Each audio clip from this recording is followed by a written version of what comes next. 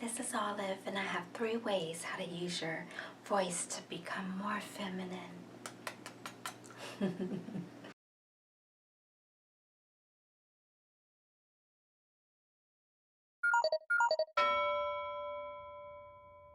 Number 1, have sustenance. Have something to discuss.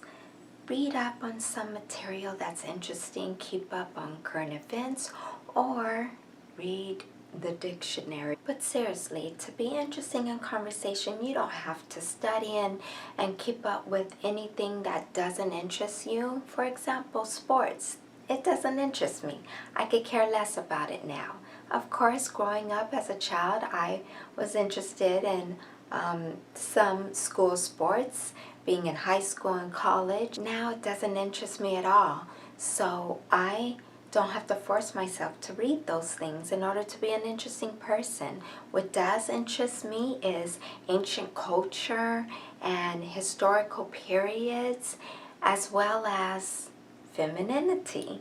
So I read up on these topics so that I have these perspectives to talk about if a conversation comes up. A conversation doesn't have to specifically open into your most favorite topic, as other people might not be aware of them, but you can always come from that perspective of sharing your opinion or thoughts on any topic. Number 2, learn the art of pausing. The art of pausing teaches us not to flow with so many words and sentences and phrases that you don't take a breath in, that you mix up the length of your sentences, and that you take a moment or several moments before you make a point, as well as right after you've made it. It makes it more interesting, compelling, as well as gives the person an opportunity to reflect on what you've said. Number 3, express yourself well. Use body language as well as expressive or descriptive words to articulate what you're trying to say. When you use your body, you're more into it, you're dramatic, people are feeling it. And when you say certain words like, I am feeling like the sun rays chasing the rocks in a meadow field over yonder, people can kind of feel and imagine themselves into. So when people tell me that they're feeling just happy or they're feeling just sad, I would like to delve in and explore more. What type of happiness? Is it the happiness that's a quiet serenity, or the happiness that is like an elated joy?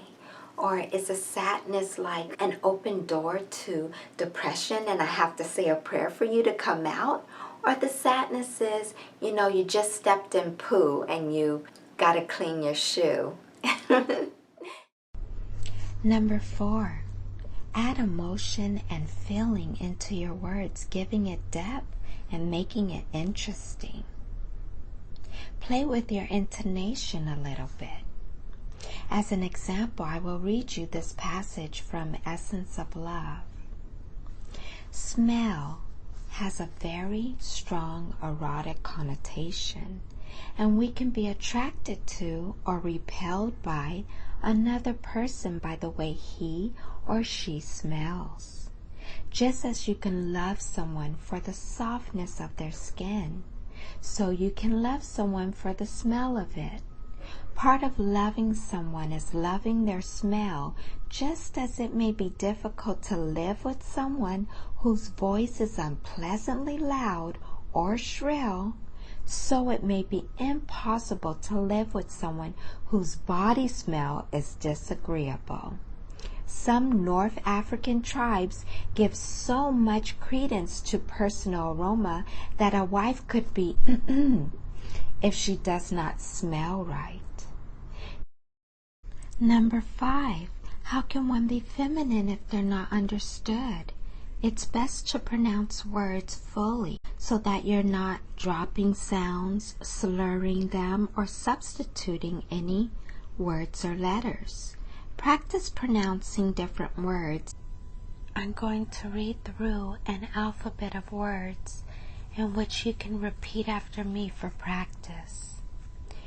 Anything, brink, curt, drinking, eating, flirty, government, hearing, instance, join, kangaroo, listening, mountain, Newberry, opportunity, person, quintessential, ringing, saying, theatrical, thousand, universal, verse, wonder, whirl, yield, zeal. Anyway, I hope these 3 things have helped you discover how you can be more feminine with your voice. Bye! Very feminine, right?